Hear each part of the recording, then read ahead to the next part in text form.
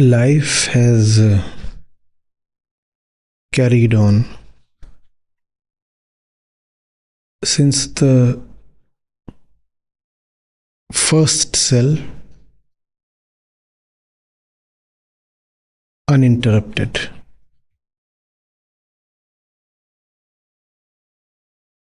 If someone asks you the name of your great ancestor,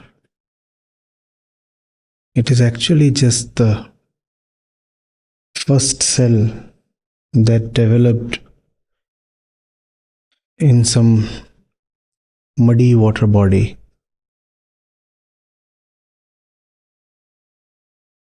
So there has been a direct line, and each of us are direct descendants of that cell.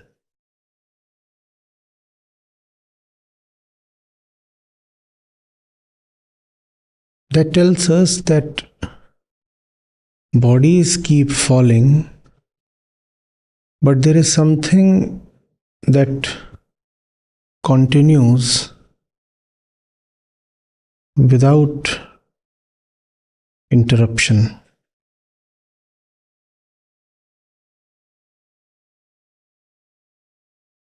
That is Prakriti.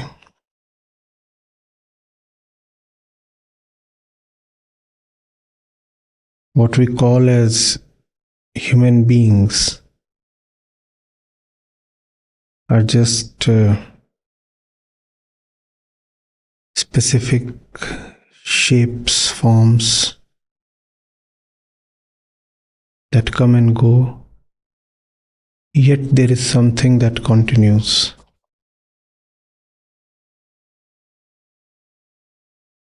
In fact, it has been posited scientifically that death happens exactly so that life can continue.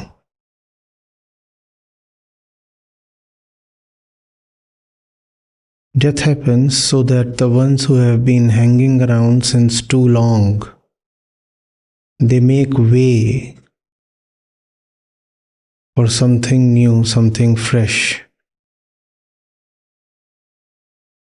If the old fogies don't make space, then there will be a terrible competition for resources.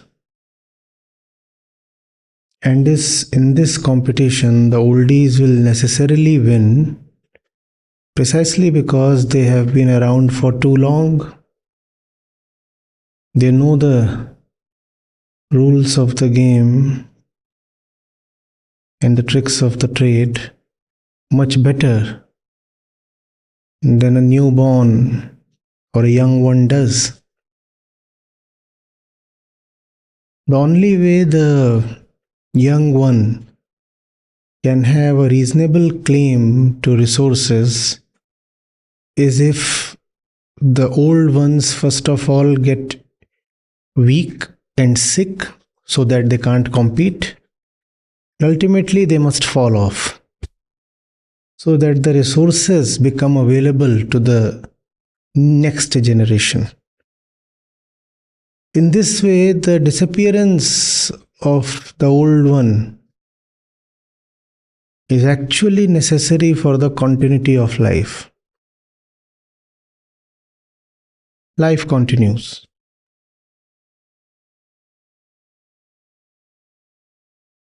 But this continuation is not something that one can easily see. One takes himself as the unit of life.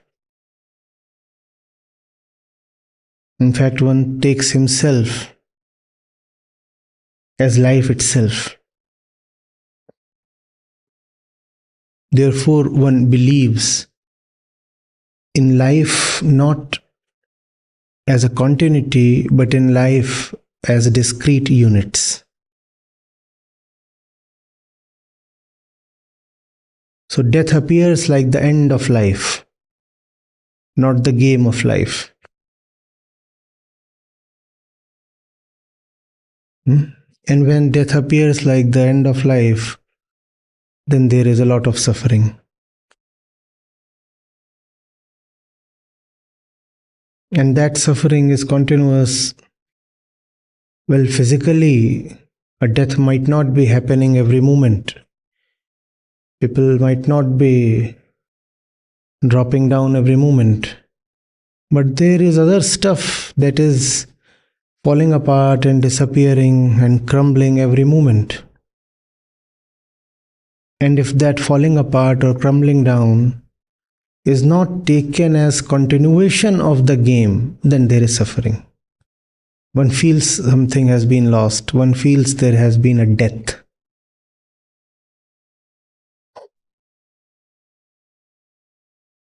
Sri Krishna wants to relieve Arjuna of his suffering in two ways. First of all, by showing to him the eternity of Prakriti and the timelessness, secondly, of the Atma. Prakriti is eternal, Atma is timeless. Prakriti is time itself. Therefore, there is no way that it can begin at some point in time or end at some point in time. If Prakriti ends, so does time.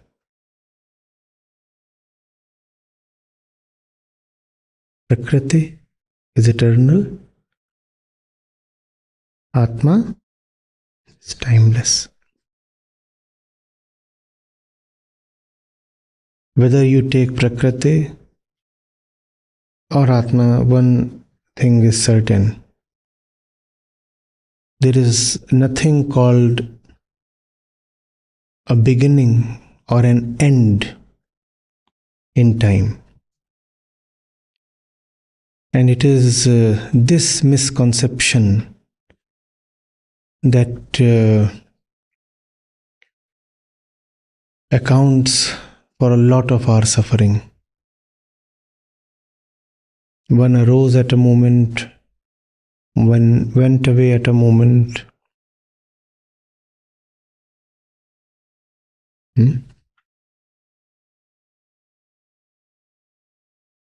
The game has continued. It's like a train, a long distance train. Look at the people who boarded it at the starting point. Hardly any of them reach the end point. Think of a train, for example, that runs from Jammu till Kanyakumari over a period of 2 full days. Think of those who board the train at Jammu. How many of them reach Kanyakumari? No. But the train does. People hop in, people hop out. The train keeps moving. And at all points, the train remains either fully or reasonably occupied. We do not envisage a scenario in which the train gets vacant. Does it ever? No. 5 people joined in, 5 people left, opted out. The train keeps moving. That's life. That's life. And when the train arrives, you do not say the passengers have arrived. You say the train has arrived. It's the train that counts. So life is not to be seen in discrete units.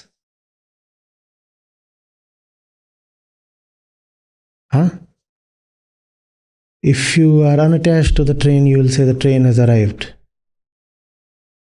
But if Papa is arriving, You'll say, oh, Papa has arrived. Such a huge train. And maybe 800 passengers or more.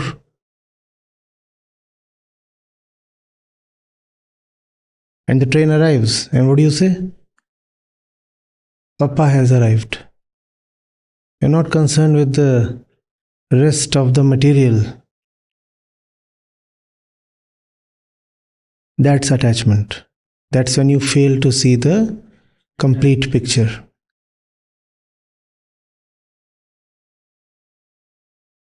The moment there is attachment, you start thinking in terms of persons rather than life itself.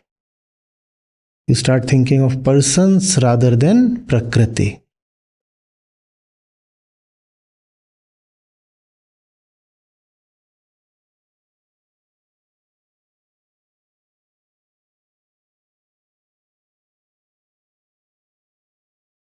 And that amounts to suffering.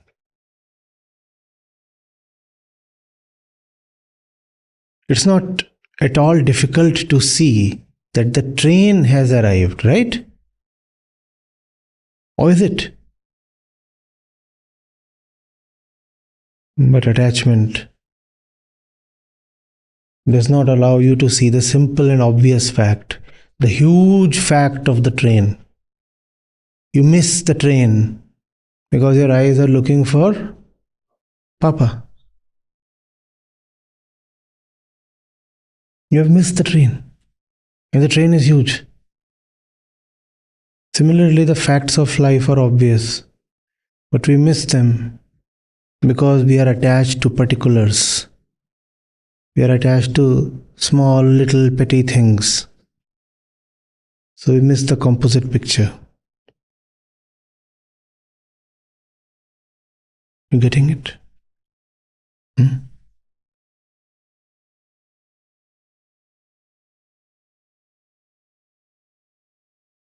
So within the flow of time, there is actually no death if one stops being attached to particulars. And that will be possible only when you first of all stop thinking of yourself as a particular. You will have to look yourself as a wave in the ocean, not as a particular one with an independent existence. The moment you see that, your body, your mind, your sense of self are all Prakriti, it becomes very difficult to still believe in a separation from Prakriti. For me to have an identity as a particular, it is very important to see myself as separate from Prakriti, right? But if you can see that every bit of you is organically related, continuously related to the wider life itself, how will you take yourself as separate, as particular? Possible? Where is your skin color coming from? It's coming from your parents and it's coming from the sun, no? And it's coming from the food you eat. Is it yours? So how do you then believe in particulars? All is organically linked to something else. It's all arriving from somewhere. Right? And when you start seeing by way of self-observation and self-knowledge, every bit of you, every single cell of yours is Prakritic, conditioned, following an ancient logic, which is not yours in particular. It is a general logic. It's a universal logic. Then it becomes very difficult to take yourself as a separate entity. If everything in me corresponds to something outside of me, does there exist anything called me at all? And when this knowledge arises, there is end of suffering, freedom from suffering. How is there freedom from suffering? Because this knowledge is about seeing that there is nobody who exists in particular event to suffer. So how will there be suffering now? There is nobody in particular who can suffer. So the sufferer is gone. How has he gone? The sufferer has realized his own non-existence. If sufferer is gone, how can there be suffering? There will be processes, all right. The process of pain, the process of aging, the process of disease, the process of this, that, what, all the processes that are possible. But there will be nobody to be attached to those processes, raise expectations, hold desires, and then suffer. There will be nobody. You are seeing processes as processes, not something you can gain something from. So freedom from suffering is actually freedom from sufferer. It's not possible to retain the sufferer and yet not suffer. Once the sufferer is gone, what amounted to suffering hitherto becomes just pain. Just pain.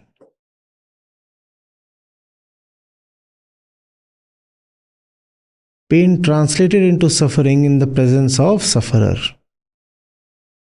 With the sufferer gone, the pain would remain. Pain is a physical thing. Pain is a thing in the material dimension. It remains. But there is nobody to identify with the pain and therefore suffer.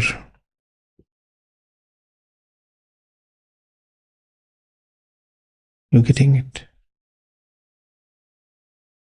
How do I identify with? I'm not. How do I call myself as unique? Am I? What is unique about me? What is particular about me? The body, the mind, the thoughts, the feelings, the aspirations. What's unique about me? There's nothing unique about me at all.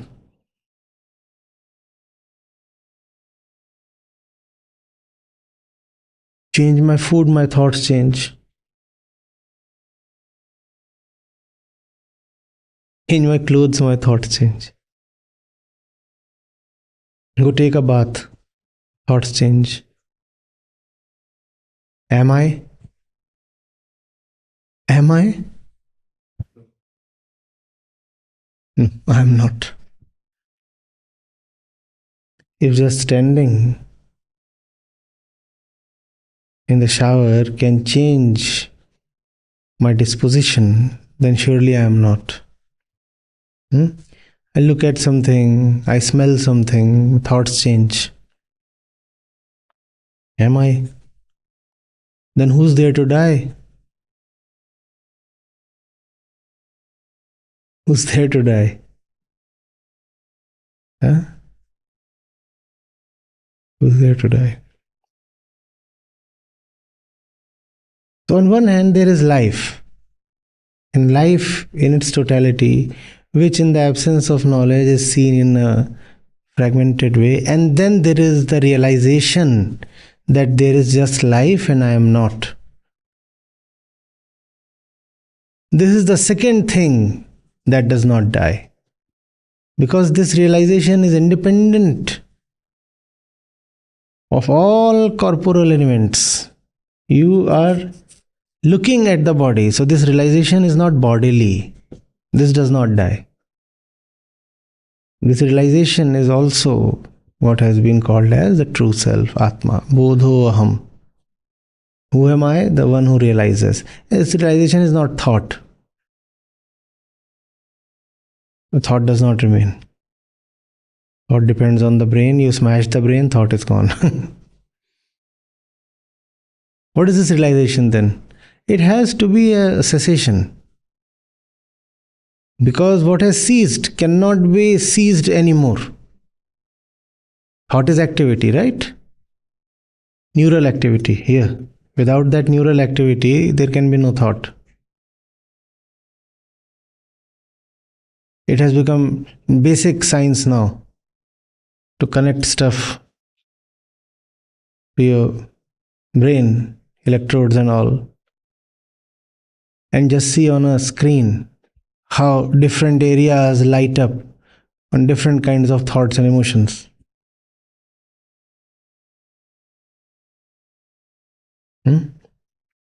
You are excited, one area of your brain starts showing activity.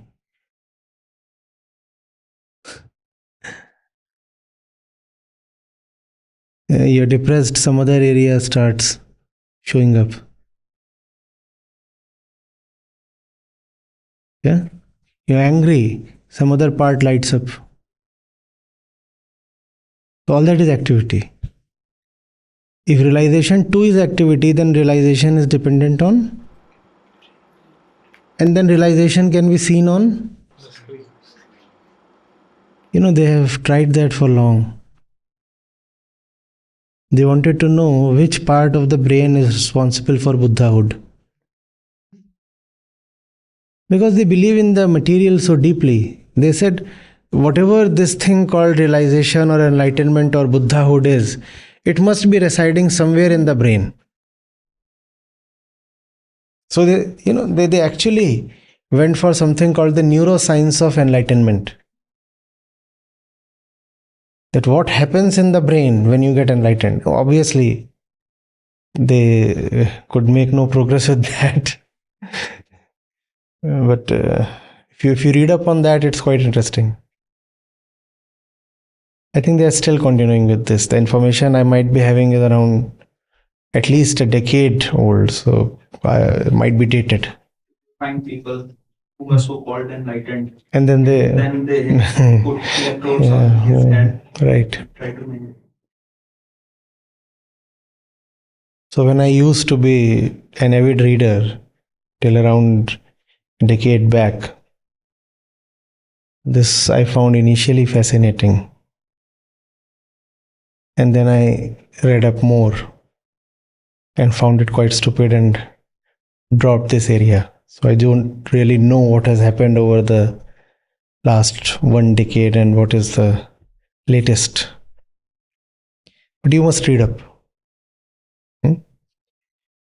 I don't even remember all the terms, but there is also a field of study that studies supernatural experiences. So what happens, for example, when you claim that you are hearing divine bells in a spell of meditation? So what exactly happens in the brain at that time? They're trying to study all that. This divine bell thing can be studied because it is something. Because it is something, and whatsoever is something in Prakriti can be scientifically studied. No problems with that.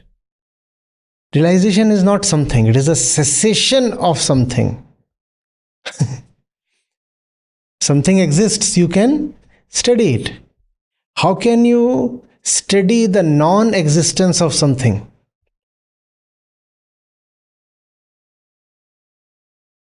This is a pen. Find out its weight, or you can. All right. There is no pen. Find out the weight. How will you find out the weight?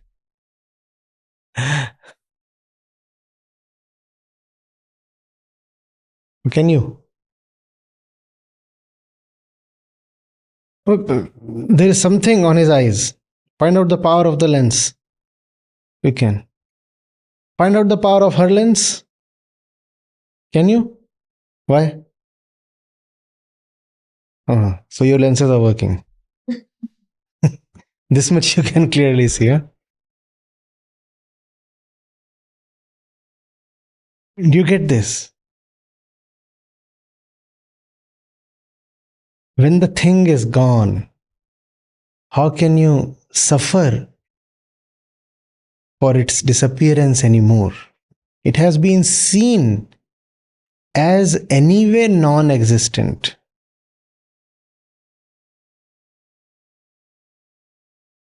Beautifully does Krishna put it to Arjun. You are grieving over those who never existed at all. How can you kill in the first place when they never existed?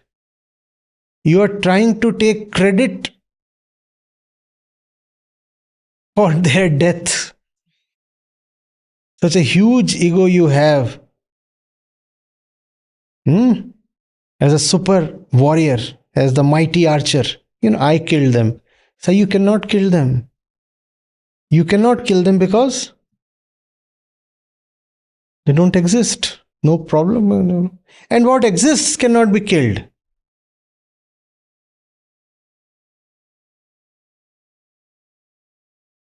The bacteria, the viruses, for example, they were here long before we came.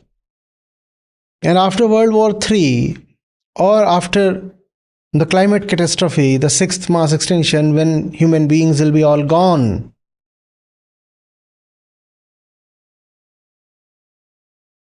would that mean that life itself is gone? Life would still continue.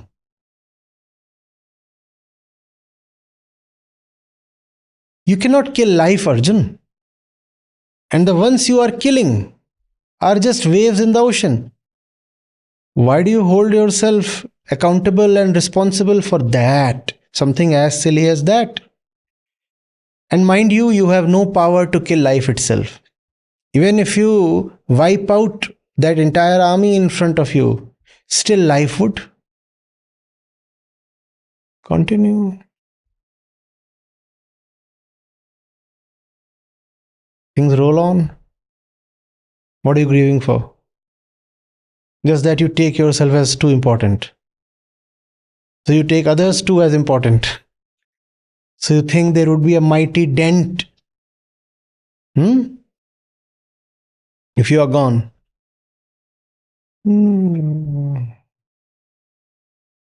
Nothing changes. There is this one thing that doesn't change, and the other thing that you cannot kill is the realization that there is nothing to be killed. What can you do to zero to reduce it to zero? Life, in one sense, is eternal, so you cannot kill it. And when it comes to the truth, it is not approachable, not touchable. So what can you do to it to kill it? Not possible.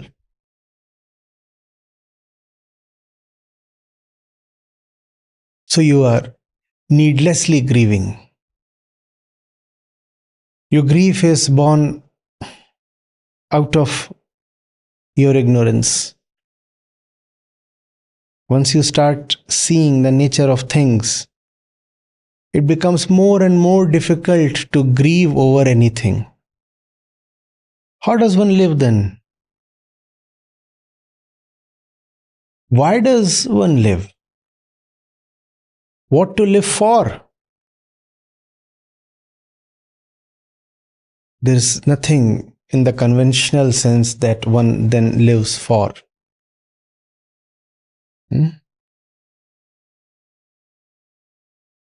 To have a purpose is to first of all presume a suffering self. Only the sufferer can have a purpose. So there is no personal purpose possible for someone who has started seeing through the wheel. But yes, one purpose can possibly remain, not necessarily. There are these other bodies around you. who are needlessly suffering. They too have the potential to come to the stage of joyful light freedom, but they are needlessly suffering. So that can translate into a possible purpose. A purpose that some people have espoused, and there have been others who have refused to take up even that purpose.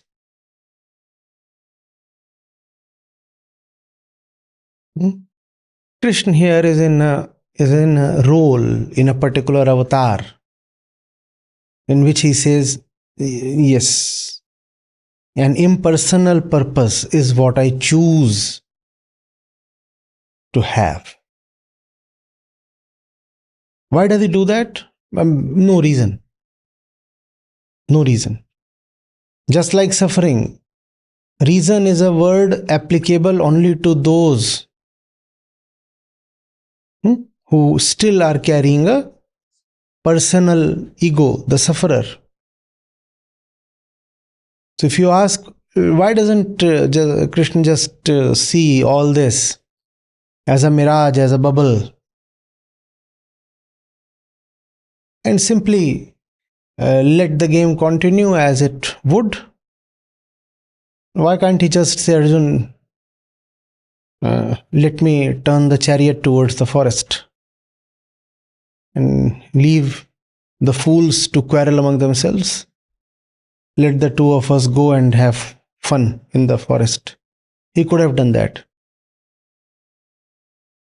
He could have done that and still remained Krishna. Nothing would have been found diminished in him. He wouldn't have reduced to a lower figure had he chosen to do that. He could have said, no, forget. No Gita. Let's just go and play in the jungle. Let the fool have all the property and everything. It anyway does not mean anything, so let him walk away with all the goodies. Krishna could have said that. Why does he not say that? Depends. Depends on what? Depends on Krishna. Depends on Krishna. This time he's in a mood to just help out the little ones. At other points in other avatars, the mood might be to leave things to their fate. So here he wants to help. He says all these are suffering and I want to help. That's the only purpose that can possibly remain with the one who is not existent for himself. Possibly this purpose can remain. I do not exist for myself. But since there is this body, and the body would run its course, 10, 20, 40 years, whatever. So just to, have a good time, I have decided to help others out. For no other fancy or noble reason.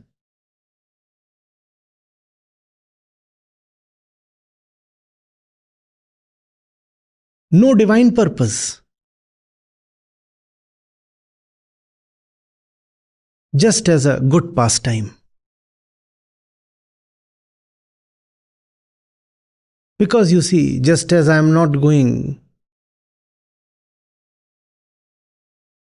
to clamor for a long life, similarly, I am not going to commit suicide.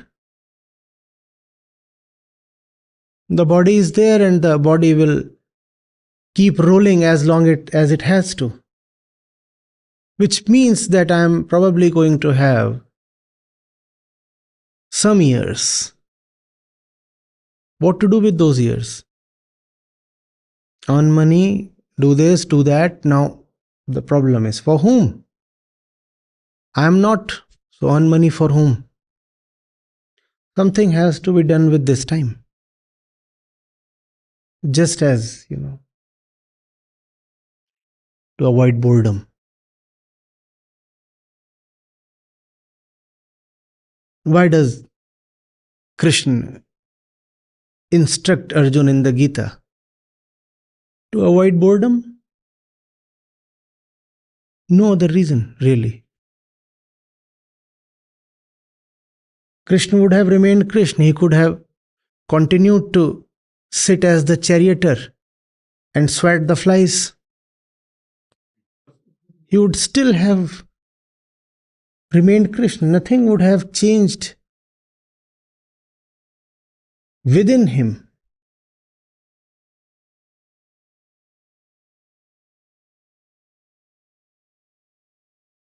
When the chooser is sublime, all choices are equal to each other, no? Are they not? Or will we compare one choice with the other and say, this action of yours was good, but that was not? Such statements apply only to people with fragmented egos. When you are crystallized within, then whatever you do comes from the same center. Therefore, whatever you do has the same level. How can one action be better than the other? So Krishna could have chosen to swat flies. That action would have been exactly comparable in its nobility to the discourse of Gita. But he says, fine, let me. With no personal interest involved. With no real disappointment involved if Arjun refuses to listen or understand.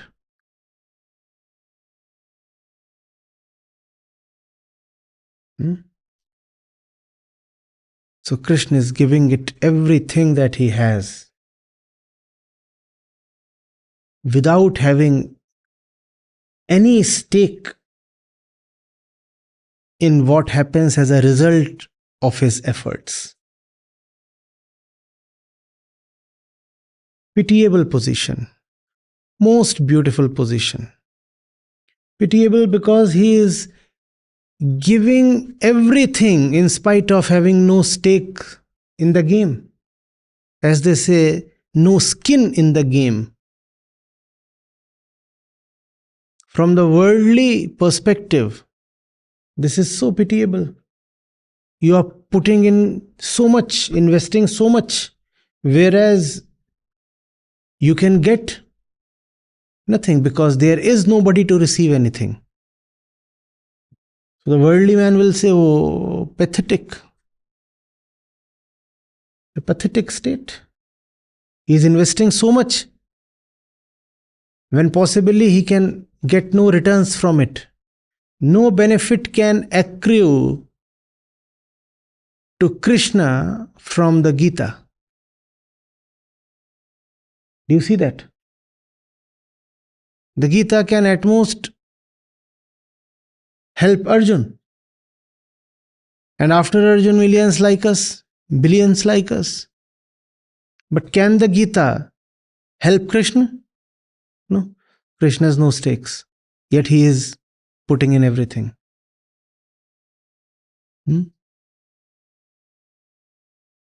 Seen from one place, this is horrible. So much efforts you are putting in. And you very well know the rule of the game is such that you can get nothing for yourself from this. Yet you are trying so hard. But this is also the most beautiful way of living. not a measured way, where you give with an eye on the returns. If you operate in a measured way, you will never get the immeasurable. And therefore, this way is the way of beauty.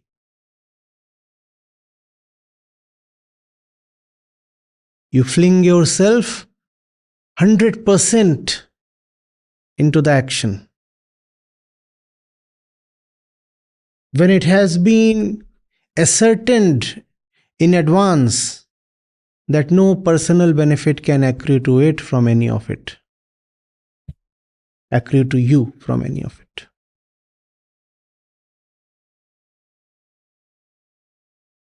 Are you getting it?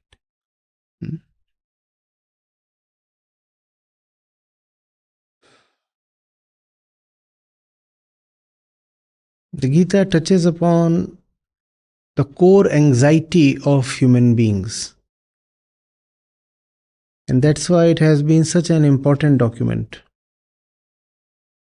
The Gita touches upon death. Whatever we do, in some sense, is driven by the fear of death.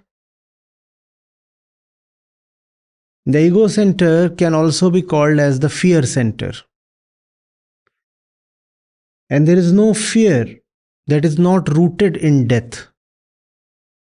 So the ego center can also be called as the death center. Whatever we do, it finds motivation and energy from death. We function to somehow avoid death in some way or the other. Gross way, subtle way, this way, that way, whatever.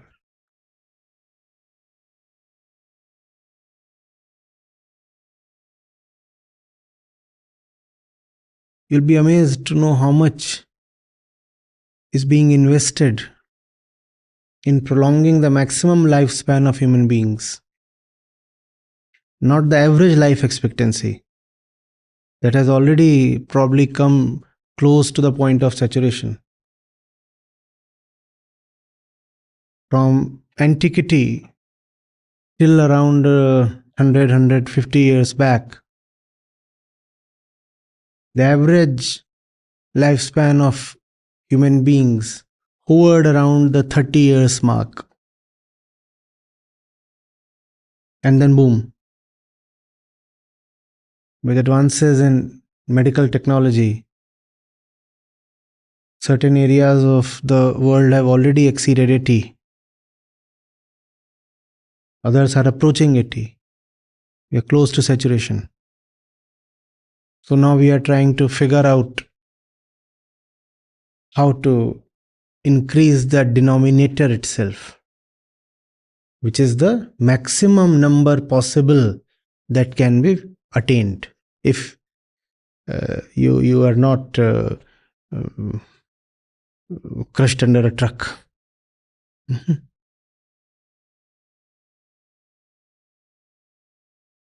Death has been the driver, the motivator.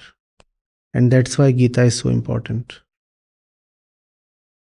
Gita takes the central issue of death head on.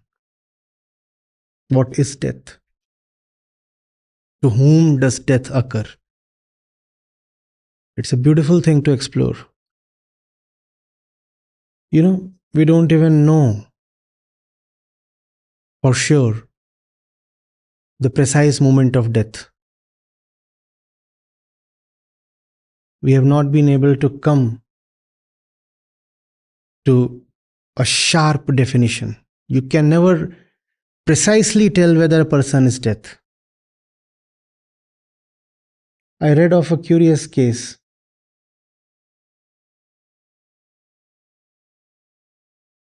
There was one woman who was declared dead in one province of the US, because there the laws probably said that you are dead if your heart stops functioning. So the doctors declared her dead. Her parents or others who were around her, they found a way out. They said there is another province that says you are dead only when you are brain dead. So even though the doctors there had declared her dead, they brought her to the other place and she managed to live for a few years. Not sure of the details. You probably, if you search for this case, you'll get something. We don't even know when a fellow has actually died. Just as we don't know when a fellow actually becomes conscious and therefore can be called as born. We very well know that birth is not something that happens when you emerge from the mother's body. If you can be called as living only after you emerge from the mother's body, then abortion would not be a crime in so many countries. You are obviously taken as alive even when you are in the mother's womb. But there is no way to exactly know when you can be called as alive in the mother's womb. So death and birth both are fuzzy affairs. We don't know when we are born, we don't know when we die. And that can never be known because actually we never take birth and actually we never die. It will never be possible to exactly say this. 4 hours, 28 minutes, 37.3 seconds. That's the moment of death. You'll never be able to say that. It's a movement, it's a process. It's a process. It's a continuous function, not a discrete one. What is a continuous function? Like a ramp, slope. What's a discrete function? Like a stair.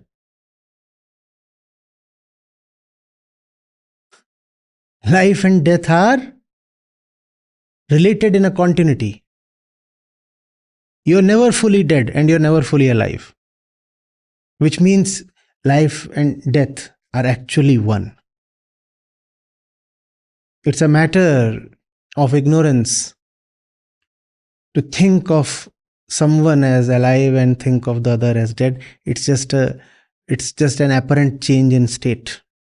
And that's the reason why things that appear alive are able to come forth from things that appear dead. And that's why things that appear alive sooner or later become things that appear dead. So Arjun, what are you grieving over? Who's going to die? Who's going to die? For death, there must be somebody to die. For death, there must be somebody who took birth.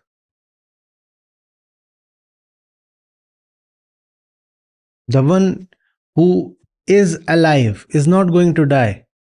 Who is alive? Whatever you want to call it, the DNA, the genes, the genome. That's the thing doing the journey. And that has been doing the journey since eternity. And the journey will continue. If not through one organism or one species, then through other species, other organisms. And even if all the organisms and all the species vanish, the soil would still remain, right? And just as the first organism arose from the soil itself, not from parents, but from soil. Just as the first organism arose from the soil, similarly, if all the apparent life is gone, life would again spring from soil.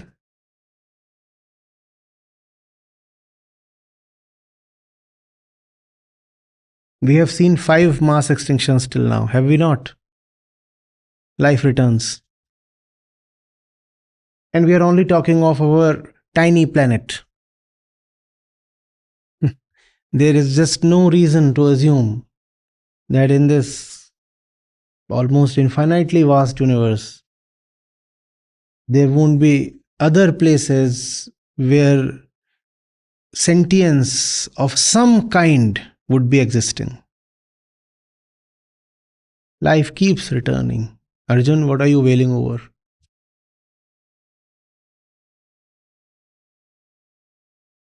And take my cue. Just as I have nothing to be concerned about, yet I'm working to relieve your suffering. Similarly, fight the war to relieve your population of its suffering. Having seen that life is purposeless for you because you are selfless. Selfless not in the terms of the opposite of selfish. Selfless, not existent. Once you are selfless, life is purposeless. Then the only purpose that can voluntarily remain is the purpose to bring others to purposelessness. And you see me exercising that option, Arjun, right? With you. I have no stakes in educating you. Have I? No, nothing. Personally, I get nothing from teaching you all these things. Yet I am striving for your sake. Similarly, you fight for the sake of the people of Hastinapur. I get nothing by teaching you. Similarly, you fight even though you must know that you will get nothing by fighting. And then there is beauty in the fight. You very well know in advance you will get nothing from that fight. And still you fight with all that you have. And in the most intense way you can. So beautiful.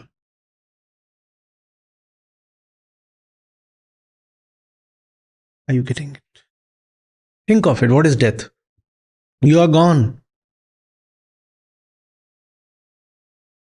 Huh? And you have opted for organ donation. How is it that you have gone and your organs continue to live? What kind of death is this? And so many of your organs are still alive. You know, even skin can be transplanted. Skin, eyes, everything. As science advances, probably every bit of your body can be put into some other body. Now tell me who has died. Tell me who has died. Every part of you is still alive. Then who has died? Your teeth. Huh? My teeth have gone to him. My hair, whatever I have of them, have gone to her. My nose has gone to him. My eyes have come to you. Liver to him, kidneys to him, heart to him. He is roaming around with my intestines. If everything is still alive, who has died? Please tell me. Ship of Theseus. Who has died? So that's what death is. Just an appearance. You know what? When they take you for cremation, even several hours after death, so much of you is still alive.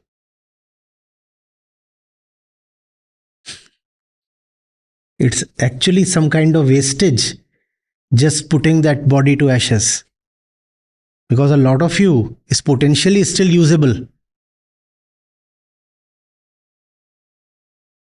But we just incinerate that and everything is reduced to ashes. Who has died?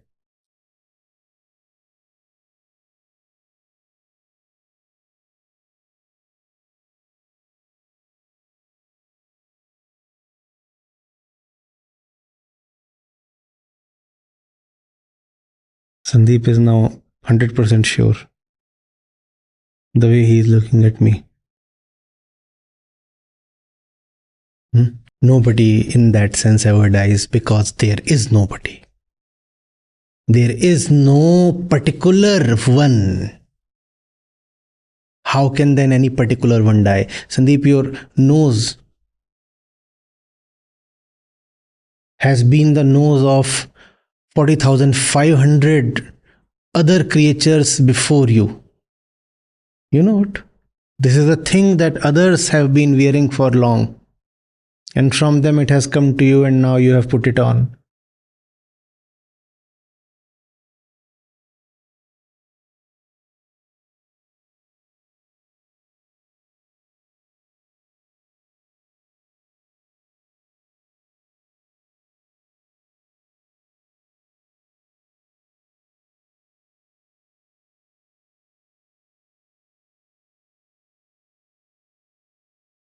Raghav is generally trying to be curious. He's saying, all those things will go to these people.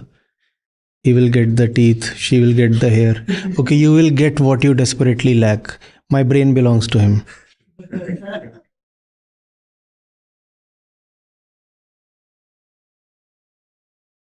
Or is there other stuff that you would rather have?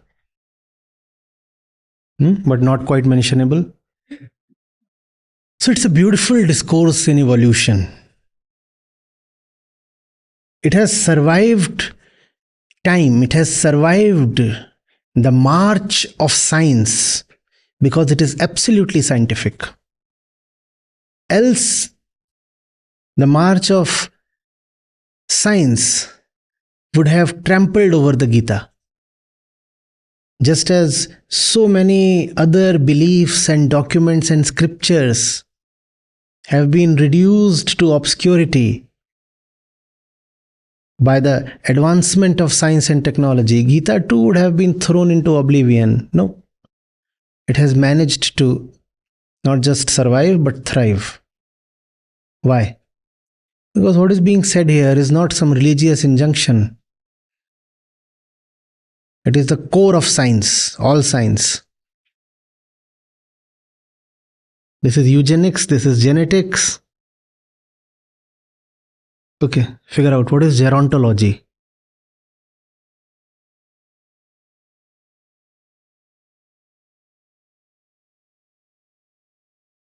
This is all that. Without obviously a mention of those fancy terms. This is all that. If you do not understand all this, in fact, you have to understand molecular biology as well. If you do not understand all this, you cannot say what Krishna is saying.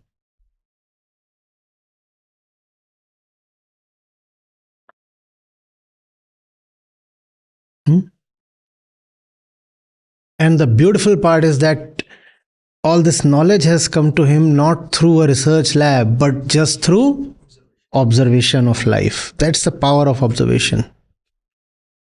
And that's also the basis of the scientific method, observation.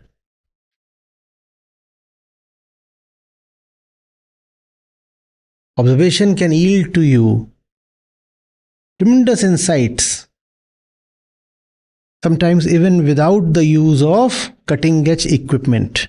This is the equipment. This is the cutting-edge equipment. Sometimes this can reveal to you just detached observation, dispassionate observation. This can reveal to you what would otherwise come through after decades of research in an advanced lab. And the difference is, in the lab, when the conclusions would be drawn, they would be supported by ample verifiable proof. But when you get it through observation, it is very subjective and you are the only proof.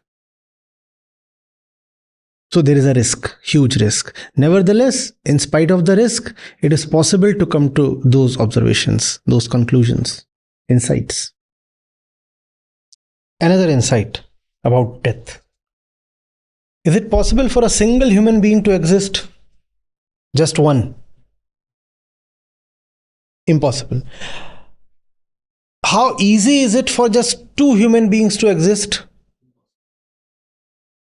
Next to impossible now. Let's say a man and a woman. Next to impossible, but still they can somehow make it. Now let's assume there are just 10 people on the planet. How difficult would it be for them to survive? Very difficult.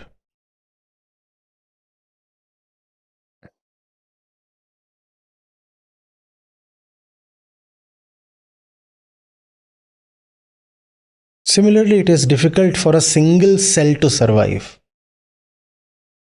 That's why the entire body exists as an aggregation of cells. And within this aggregation, death is always happening. Just as in a city or in a country or in a locality, death is always happening, right? But we never say, oh, the city has died. Do we say that? Similarly, in your body, cells are all the time dying. All the time dying. But you do not say, you have died. Similarly, you are a cell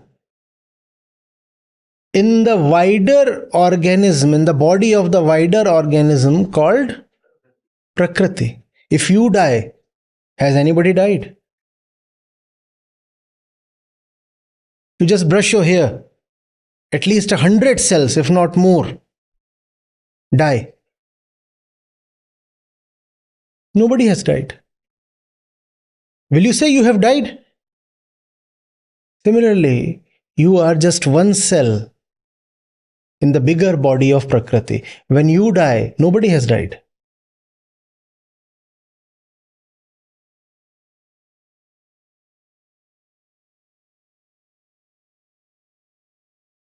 There are many ways to approach the situation. You have been sitting here. Do you realize how many cells within you have died in the duration of this session itself? Now, one of those cells starts weeping like Arjun. What would you tell her? Come on, I'm alive. I'm alive. Who has died? You anyway don't matter. You have no individuality.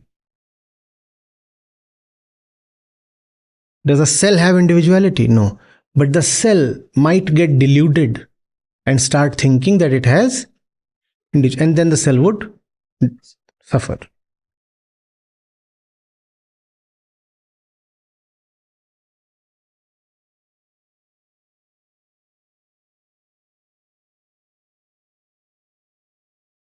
In the scheme of life, in the wider scheme of life, death is not just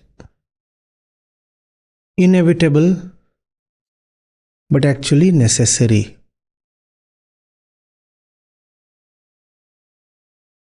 Death means progress. Evolution happens through death.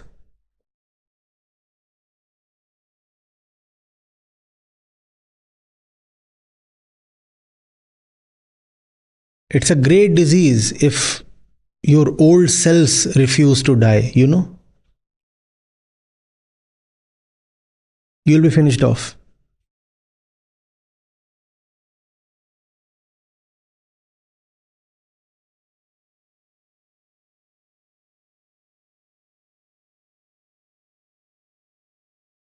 Cycle advances. It's the way of Prakriti. Are you carrying even a single cell that you had at the time of your so-called birth?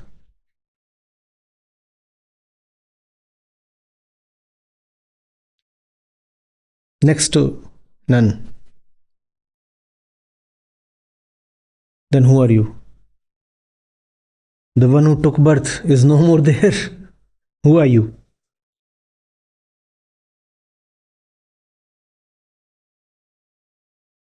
You are born with X cells, right? None of those X cells exist today.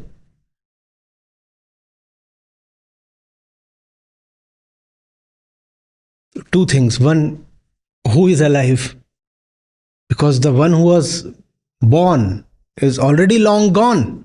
None of those X cells exist today. Second, you couldn't have become this big had those cells not gone. It was necessary for them to go so that you could become this.